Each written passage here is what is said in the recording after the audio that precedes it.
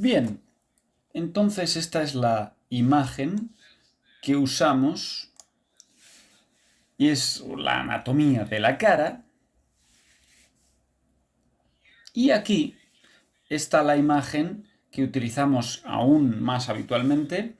Esto remarca y se enfoca en los ligamentos de la nuca y la posición total de la cabeza. Entonces, ¿cuál es la perspectiva clave? La perspectiva clave la hemos discutido en detalle en el webinar número 3, que fue el de la espiralización de la cabeza, y creo que antes, este año, en una de las preguntas que respondí, hablaba más de esa torsión de cabeza y de la posición de gamba, etc. Pero el punto fundamental es qué deberíamos empezar a hacer. ¿Cuál es el cambio clave o cuál es la referencia para nosotros? En vez de estas imágenes estándar que tenemos con las líneas rectas y los planos, que verdaderamente no hacen más que crear confusión, tenemos que volver al entendimiento de que el sistema es dinámico. Así que estamos lidiando siempre con una velocidad angular y aceleraciones angulares y temas relacionados a esto. Este es el punto clave. Así que cuando nos fijamos en la cabeza, ¿qué deberíamos estar viendo ahí? Pues deberíamos estar viendo el giro de la cabeza. Deberíamos estar viendo la espiral. Esta espiral. Y ahora, fíjense y presten atención al hecho de que estoy dibujando una espiral hacia afuera desde el vínculo en la oreja y también, por supuesto, debería dibujar otra espiral hacia adentro cuando retorna. Así que o bien está bloqueando la cabeza o bien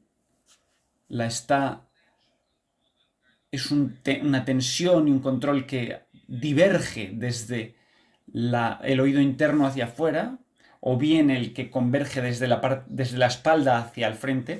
Si pensamos en cortinas faciales, ¿no? Hay una que va desde atrás hacia adelante y se ata en las orejas, o una que viene desde la parte frontal hacia atrás y entonces cae y baja por toda la espalda. Eso es lo que deberíamos estar viendo aquí. Dos líneas, pero ambas representan, y lo voy a hacer solo aquí en este dibujo, representan una espiral. Bien, piensen en la posición fetal, ese giro fetal, es el mapa, ese mapa fetal que siempre está con nosotros. Y lo que ocurre a través del desarrollo temprano son todos estos arcos que inicialmente son como agallas de pez, de pescado, y siempre recuerdo esto: la mandíbula y su conexión con la oreja está muy baja. La oreja humana viaja hacia esa posición. Así que ese viaje de la oreja entre las mandíbulas efectivamente es una cremallera que cose esa conexión entre la mandíbula y la cabeza, lo que define la parte posterior y anterior en ese sentido, o define ese sistema.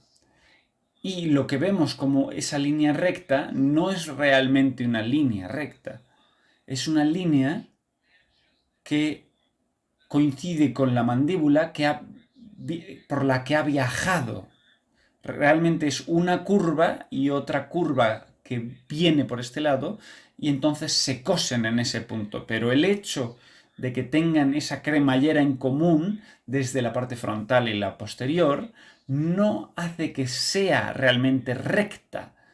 Si ponemos un engranaje en ese sentido y otro engranaje en este sentido, incluso si se encuentran en un punto, esto no significa que de pronto estén rectos. Siguen trabajando como ruedas de engranaje, siguen teniendo esos dientes. Y esto es algo crítico que hay que entender. ¿Por qué este es un problema tan común? Es un problema tan común porque todos, de algún modo u otro, estamos infrabloqueados, no estamos del todo bien bloqueados en posición. Y cuando el sistema no funciona a través de este cierre, de aquí, de lo ventral a lo dorsal y de lo dorsal a lo ventral, entonces acabamos con algún tipo de problema. Si nuestro cierre no es suficiente, entonces, en vez de estar cerrados, en vez de operar por vía, si usamos un término familiar, de la flexión de la cabeza, el otro mecanismo entra, que intenta estabilizarlo, por medio del uso de la extensión de la cabeza. Pero la extensión de la cabeza se basa en este punto, en el cuello. Es un ascenso de la cabeza en vez de un cierre. Hay una gran diferencia entre levantar la cabeza y echarla hacia atrás y llevarla ahí, porque eso abre. Y entonces tenemos nuestra acción pivotante no en el centro, sino que de pronto se transfiere al cuello. Y empezamos a tener, en vez de ese punto de pivotaje en el centro que la llevaba hacia adelante, ahora de pronto tenemos algo que se ha transferido hacia la parte posterior a este punto y se abre hacia atrás. Entonces, ¿cuál será el resultado cuando la cabeza empieza a inclinarse hacia atrás? La mandíbula empieza a transferirse hacia adelante. Si la cabeza se va hacia atrás, la tensión necesaria para controlar todo este área necesita que la mandíbula se eche hacia adelante. Por eso hay una protuberancia mandibular, una protracción de la mandíbula. O bien, por supuesto, otra versión, es cuando la mandíbula se retrae y efectivamente se fusiona con el cuello y el resto de la cabeza y todo se mueve como una única unidad hacia atrás, como un bloque. Así que o bien se protrae o se retrae. Y eso es. Pero el hecho es que en ambos escenarios la mandíbula ya deja de tener libertad. Ya no está siendo solo ese bloqueador de mandíbula, sino que ahora, en vez de tener esa cremallera, se convierte y se empieza a activar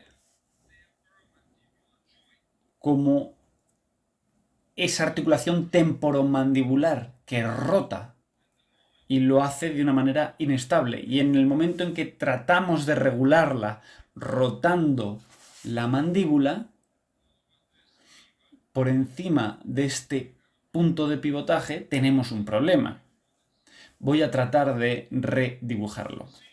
Fíjense, si nuestra mandíbula empieza a moverse y empieza a tener su punto de pivotaje aquí, en la articulación temporomandibular, ya tenemos un problema.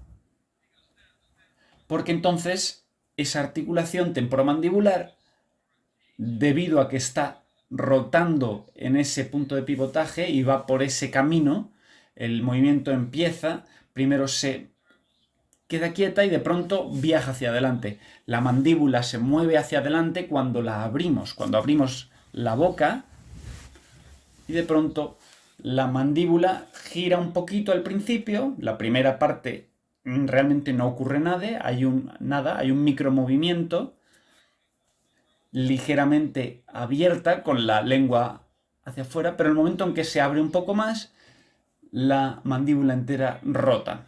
Si toda la mandíbula rota, y necesitamos esa rotación de mandíbula como forma de regular nuestra rotación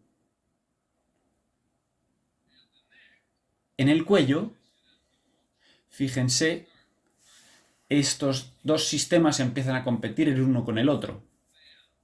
Entonces, por supuesto, vamos a tener un problema en el centro.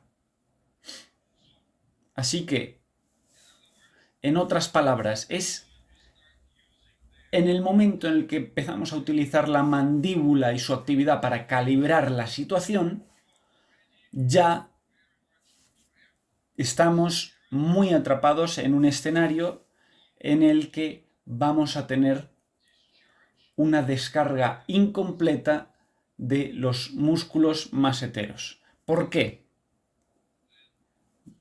Veamos más en profundidad. Aquí estamos. Esta es la demostración. Aquí vemos dos partes. Y de hecho es una buena ilustración que nos muestra dos cosas. Muestra tanto la parte inferior como la parte superior. Esta parte que viaja hasta la zona de la sien, pero está relacionada con la mandíbula. Y esta es la parte que está anclada al cigomático. Y esta es la articulación temporomandibular. Y si nos fijamos en el movimiento de la mandíbula en esta línea, de nuevo el punto de pivotaje está aquí, o sea que la mandíbula no va hacia abajo, se mueve en este arco, está muy claro. Que la mandíbula gira en torno a este arco. Cuando la mandíbula hace eso, por supuesto bajaría más hacia abajo ahí, pero eso es. El modo en el que funciona la estructura de la articulación temporomandibular no solo es un pivot, es un punto de pivotaje, también es un punto de transferencia. Por eso es tan difícil de calibrarlo. Cuando abrimos, la articulación viaja hacia adelante y cuando mordemos usa la contracción. Pero la contracción ocurre en la otra dirección comparada con la apertura de la mandíbula. Y como resultado, si hay tensión que se acumula en esta zona, nuestros primeros intentos para lidiar con ello sería tratar de abrir la mandíbula. Pero abrir la mandíbula no es algo tan controlable porque lo único que más o menos es controlable es cuando bostezamos, pero cuando bostezamos también conectamos con todo el cuello, hacemos este tipo de movimiento. Cuando bostezamos es una calibración más productiva, pero entonces, cuando estamos dormidos, ocurre lo siguiente, es que el masetero en sí también queda atrapado entre estas dos líneas que están compitiendo, la que va hacia la sien y la que conecta con la mandíbula, y entonces tenemos esta tensión que se acumula alrededor y sencillamente no puede descargar totalmente la tensión residual. Pero la tensión residual de aquí se forma tanto a causa del camino de la apertura de la mandíbula. Fíjense aquí, nos muestra este tipo de mandíbula que se abre, pero vamos a poner mecánica de la apertura. Fíjense, la rotación simple del cóndilo mandibular es solo los primeros 25 milímetros. Más allá de eso, hay un movimiento hacia adelante del cóndilo. Entonces, veamos la demostración. Bien, fíjense aquí. Esta es la mandíbula y estas son las palabras clave: rotación y deslizamiento. Primero gira y luego se desliza cuando la abrimos. Y el motivo, eso es lo que hace que sea tan difícil descargarlo. Y por eso ocurre tanto en el bruxismo. Las dificultades para descargar el masetero es porque esa es la naturaleza de la articulación temporomandibular. Tiene una rotación y un deslizamiento. Hay dos direcciones, y al tener dos direcciones también es una parte, esa sería una línea de explicación. Aquí ven que tiene el masetero, pero esta es una mejor imagen que nos muestra que el masetero y el temporal se solapan el uno al otro. Y si se fijan en sus niños, verán que en su caso el temporal está mucho más alto que en una persona sana. En una persona sana, cuando estamos haciendo cualquier movimiento de masticado, verán que hay mucha acción en la parte temporal, y en los niños veremos que o bien utiliza muchísimo menos, o bien, si el niño tiene problemas de microcefalia, etc., entonces sí que veríamos mucho movimiento del temporal. Pero el maridaje de estos dos sistemas, temporal y masetero, que se fusionan en una sola mandíbula, es muy complicado, especialmente cuando tenemos ese doble movimiento de rotación y deslizamiento de la articulación temporomandibular. Por eso, y hablando de esa rotación y deslizamiento, si pensamos, por ejemplo, en el codo, podemos decir que es más sencillo en cuanto a que tiene su rotación sin casi deslizamiento. O si pensamos en la cadera, hay rotación sin ese deslizamiento. La articulación del hombro sí que puede tener algo de deslizamiento, pero realmente los movimientos de deslizamiento son más difíciles de controlar que los de rotación, porque el deslizamiento es la extensión de la rotación, pero esa es la naturaleza de ese movimiento. Fundamentalmente, esto es a lo que nos enfrentamos, especialmente si la persona tiene menos funcionamiento del temporal. Eso significará que su cadena en general es más corta. Eso significa que cuando mastiquen, estarán masticando mucho más con el masetero en sí y harán mucho más trabajo en la articulación temporomandibular. O incluso si no mastican también, porque no olviden que mucho bruxismo ocurre en niños que ni siquiera mastican. Estoy tratando de poner todo esto junto, pero es que la realidad es que esto es mucho más un escenario de cuando una persona utiliza la articulación temporomandibular para cerrar la articulación, para masticar, etc. Pero hay escenarios más típicos que ocurren para los niños en nuestros casos, y son los que están relacionados con problemas que ocurren más abajo, problemas que ocurren en los niveles de transición. Un momento.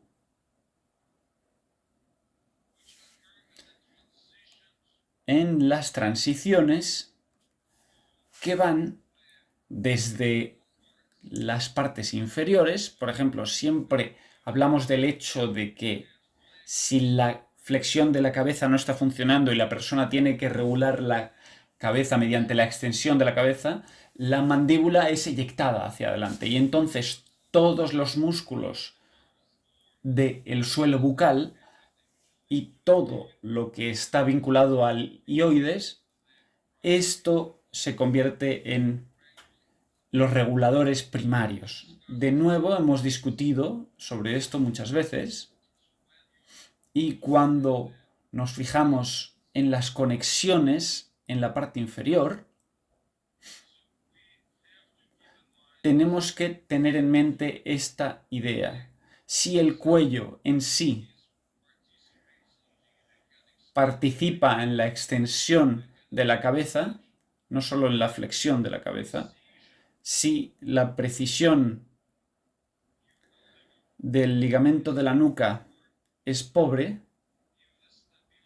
si la estabilidad de la cabeza es pobre, entonces, ¿qué ocurre? Entonces estamos en el escenario en el que una persona necesita utilizar la conexión directa con la cabeza como parte del sistema estabilizador. Ese sería el razonamiento número 1 y sencillo. Y si vamos aquí, tenemos una serie de buenas ilustraciones para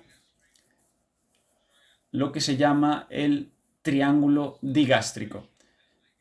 Esta es la demostración, la ilustración de este triángulo digástrico. ¿Qué observamos aquí? Lo que vemos son cosas familiares. Vemos triángulos que tienen esta porción, pero también está el esternocleidomastoideo y también está el trapecio.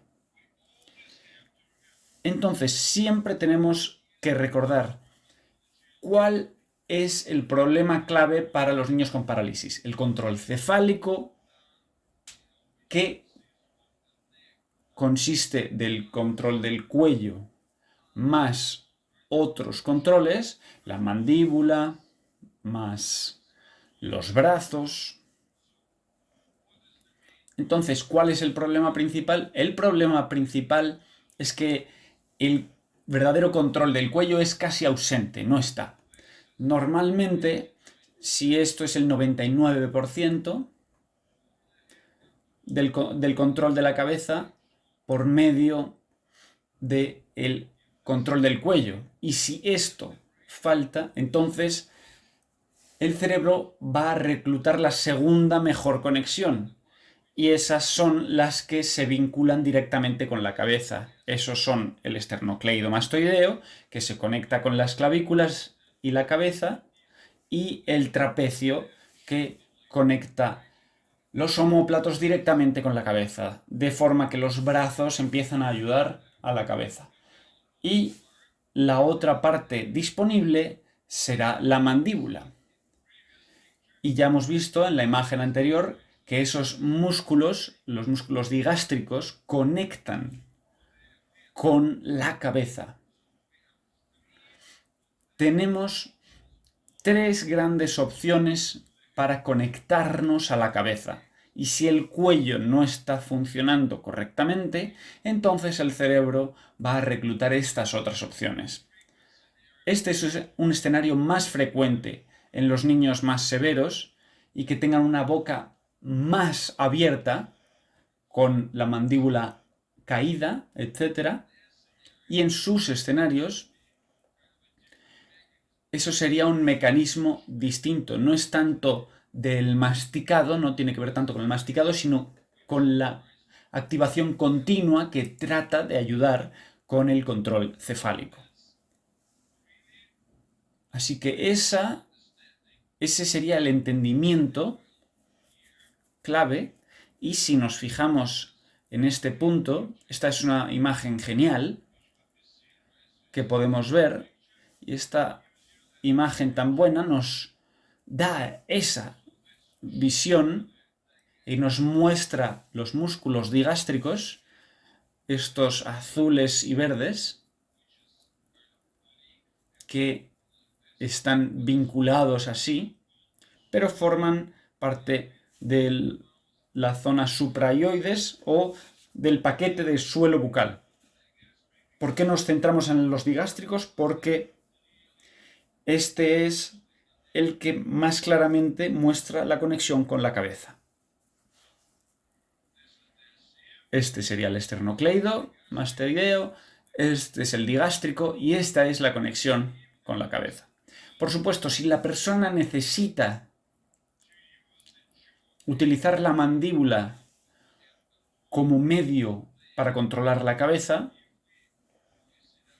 y esta también es una imagen genial, aquí vemos la combinación de triángulos, entonces, como hemos visto aquí, o aquí, también aquí, con la articulación temporomandibular, aquí ven cómo este hombre abre la mandíbula. Y ahí es donde aparece ese deslizamiento hacia adelante. Eso significa que cuando la mandíbula es reclutada para las conexiones de la cabeza, sería ese set. Entonces, ¿qué ocurre ahí con la articulación temporomandibular? Obviamente es secundaria.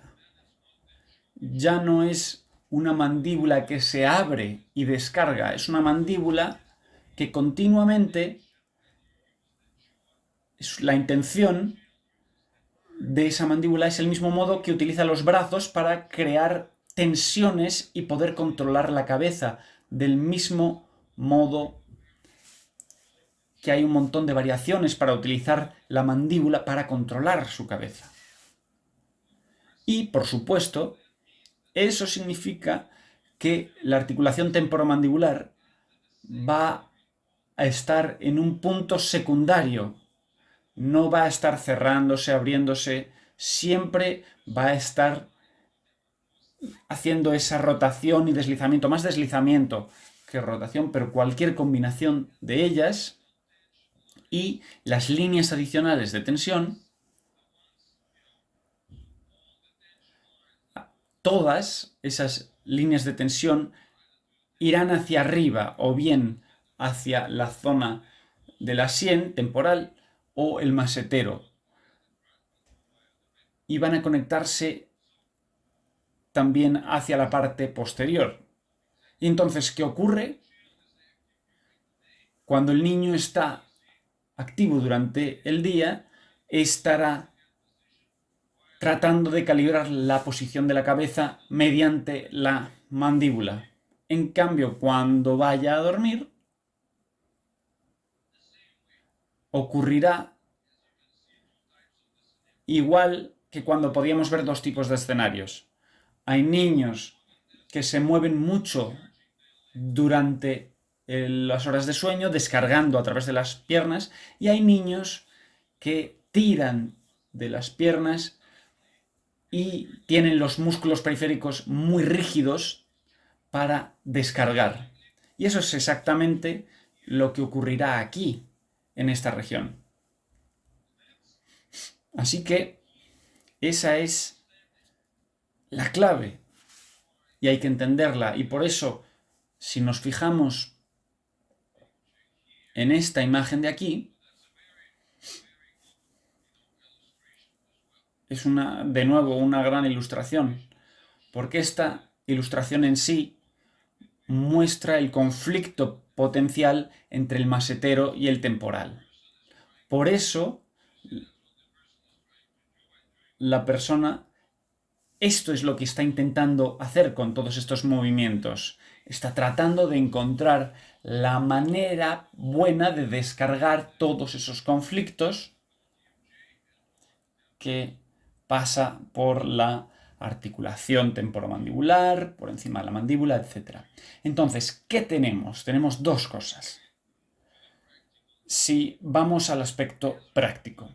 Según vamos a los aspectos prácticos, parte de ellos van a ser muy sencillos y va a ser decir bien, este es nuestro principio número 1 cuando empezamos, es que lo que vemos es aquello sobre lo que trabajaremos. Si hay una tensión, definitivamente remarcamos el hecho de que, bien, necesitamos ayudar al niño a descargar esta zona. En otras palabras, se acumula mucha tensión, pero también entendemos que no solo es el masetero, también es el temporal. Desde esa perspectiva, según vieron en esa recomendación anterior de hacer ese masaje, ¿qué querremos hacer? Querremos hacerlo de una manera más práctica y más precisa. Pero eso es exactamente lo que estamos viendo aquí. Vamos a ver las zonas de mayor tensión y trataremos de ahí entonces utilizar las técnicas adecuadas, porque aquí tenemos interfaces viscoelásticos, podemos tener diferentes tipos de variaciones de rodado, de transferencias y también variaciones de técnicas de oscilación con los superhuevos, porque eso nos da también, el uso de los superhuevos, nos da muchos beneficios en esta zona, la distribución por una parte y por otro lado no es incómodo. Y por supuesto, aquí también está el motivo por el que las herramientas más pequeñas de vibración, tanto si es el mini masajeador, la mini pistola o un cepillo de dientes que vibra, todo eso puede ayudar. Pero a largo plazo, lo que nos muestra la experiencia es que podemos trabajar incluso con la mini pistola de vibración en esa zona. Pero el punto clave cuando se trata de nuestro trabajo aquí es que afortunadamente no solo estamos consiguiendo una descarga, sino que también estamos enriqueciendo la calidad de esta cama facial subyacente que entonces facilita la distribución mejorada a través del músculo. Ese es el plus, sí. Lidiamos con la descarga inmediata, por una parte, pero por otro lado, según hacemos esa descarga, también conseguimos esas conexiones más profundas subyacentes. Lo segundo aquí es que tenemos que ver el contexto global. Hay una concentración de cargas que están viajando dentro del masetero y temporal como causa inmediata del bruxismo y la descarga en la articulación temporomandibular, pero luego que tenemos el siguiente nivel, la siguiente cosa, y esa es, por supuesto, fijarnos en la parte facial, conseguir más desde el nivel de la piel, así que siempre vamos a volver a esta imagen, Strolling Under the Skin, este vídeo, que nos muestra la relación entre la piel, la grasa y el músculo, donde volvemos a la historia habitual, y es que el mecanismo distributivo principal para los músculos faciales es la conexión con la piel. Por eso siempre volvemos a los mismos principios clave. El problema central de algo como el bruxismo es una concentración acumulada. Se ha simplificado. Los caminos de carga y descarga se han localizado demasiado, se han sobresimplificado, no están lo suficientemente distribuidos. Por un lado, queremos ayudar con el día a día en mejorar la descarga, y por otro lado queremos contribuir al incremento de la distribución. Y cuando hablamos de esa distribución incrementada, tenemos que empezar a fijarnos en cuáles son los vecinos y qué clases de vecinos hay. Y ahí empezamos a ver las disposiciones circulares de los músculos faciales y también la interacción entre grasa y piel. Así que por un lado, nuestro amigo el gel facial de ABR va a hacer ese enriquecimiento general de la mímica facial, mejorando los niveles de piel y grasa, y por otro lado, si nos fijamos específicamente en la cara, diremos, vaya, ¿qué podemos hacer para enriquecer y facilitar estas disposiciones circulares para que haya mejor distribución incluso cuando se mueve la mandíbula de esa manera desafortunada, que haya una mayor contribución dentro de ella con esos círculos de la cara y no tanto líneas simples? De nuevo, si lo vemos desde aquí, tenemos que ver esto y esto. Desde esta perspectiva podemos ver que estas no solo son líneas, son círculos. Si nos fijamos en la cara, deberíamos ver este tipo de montaña, que hay una colina que tiene estas líneas y esa sería la base, la inferior. Cuanta más distribución consigamos a través de la cara, menos irá a esa zona del masetero y temporal como vía de salida del bruxismo. Y luego, por supuesto, esto es lo que gira en torno a la cara en sí, pero luego volvemos a la imagen global. La imagen global siempre está con nosotros. Necesitamos conseguir una verdadera conexión del cuello para que haya más y más control del cuello dentro de ese control de la cabeza, de forma que esas contribuciones secundarias de la zona digástrica para abrir la mandíbula y crear esa línea adicional desde la mandíbula a la cabeza no sean necesarias ya. Y por supuesto, eso también nos lleva a la idea de una distribución mejorada, porque de nuevo, lo que ocurre, si nos fijamos en los niños, seremos capaces de ver que muy habitualmente nos enfrentamos a un escenario con músculos muy rígidos. El digástrico muy habitualmente está muy rígido, es muy estrecho, no está bien distribuido, y esta línea es muy dominante. Así que, ¿qué queremos? Queremos, por supuesto, lo habitual, que es mejorar la distribución a través del suelo bucal, incluso en la situación en la que los niños siguen utilizando la mandíbula para ayudar al control de la cabeza, queremos maximizar la distribución en el suelo bucal. Básicamente, esto sería el camino. No estoy diciendo que el bruxismo sea algo fácil con lo que lidiar, que sea fácil de resolver, pero quiero que entiendan que es algo muy lógico y que todo se vincula con la imagen global del desarrollo definitivo de la cabeza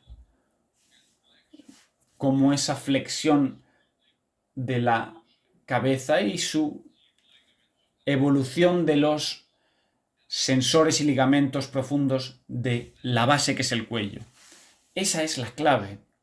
El resto, cómo descargamos estas zonas que están sobrecargadas, cómo las descargamos de un modo más sostenible, el masetero y el temporal. Entonces, ¿cómo vinculamos y cómo mejoramos la distribución alrededor del digástrico, del suelo pélvico, del cuello, etc.? Y luego, por supuesto, está la distribución total de la cara, de la zona facial. De nuevo, la historia habitual, hay que descargar por un lado, donde hay un problema inmediato, centrarnos en las debilidades que son responsables de esa sobrecarga y esa sobreutilización de las zonas que tienen problemas, y luego fijarnos en todos los demás formatos de distribución en la región. Y eso es lo que estamos viendo.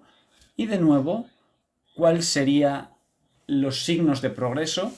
Serían la mejora de la regulación del tono, la reducción de esas concentraciones de líneas de fuerza en los músculos más fuertes y, por supuesto, también conseguir las variaciones adicionales de la mímica facial y actividades, etc. Porque eso ya mostraría que hay buenos procesos de distribución y de repertorio que están emergiendo en esa zona, opuesto a lo que era la hiperconcentración de fuerzas. Esa sería básicamente el principio, y como he dicho, me sorprendía mucho que el estado actual de cómo se entiende el bruxismo esté tan lejos de la representación de las cosas locales, lo regional, lo específico geográficamente, y que estén escapando hacia zonas de psicología y estrés general. Y fíjense, si somos honestos sobre esto, si somos sinceros, tendrían que habernos dado estas explicaciones en cuanto a lo mecánico, ¿no? Cuando teníamos esa puerta que no cierra bien, nos tienen que decir que nuestro problema no es que nos falte una alarma. Se puede comprar una alarma, pero es otro problema. No podemos solucionar una cerradura rota en la puerta o un marco que no está bien puesto instalando una alarma o cambiando cómo funciona la alarma. Si no podemos trabajar con ese problema en la cerradura, en la puerta, entonces sí que podemos decir, bueno, pues hay que encontrar otra solución. Pero hasta ahora no nos dan una solución, y entonces es por eso que nos dan una opción colateral. Al menos, bueno, es comprensible, porque es que de otro modo, si no son sinceros, acaban dándonos estos consejos, hagan un poco de masaje, etcétera, etcétera. O, por supuesto, hablan de intervención dental y movimientos osteopáticos, quiropraxis, para tratar de arreglar el desequilibrio de la articulación temporomandibular. Pero bueno, espero que esto haya sido claro el escenario de la imagen global. Así que esta es nuestra historia sobre bruxismo, y como siempre nos gustaría mucho escuchar sus preguntas para el futuro y que nos den su opinión también y sus casos sobre estas para que puedan seguir extendiendo la palabra, porque es posible que haya muchos padres que están bloqueados en esta situación y no saben lo que hacer. Así que vaya muy bien. Adiós.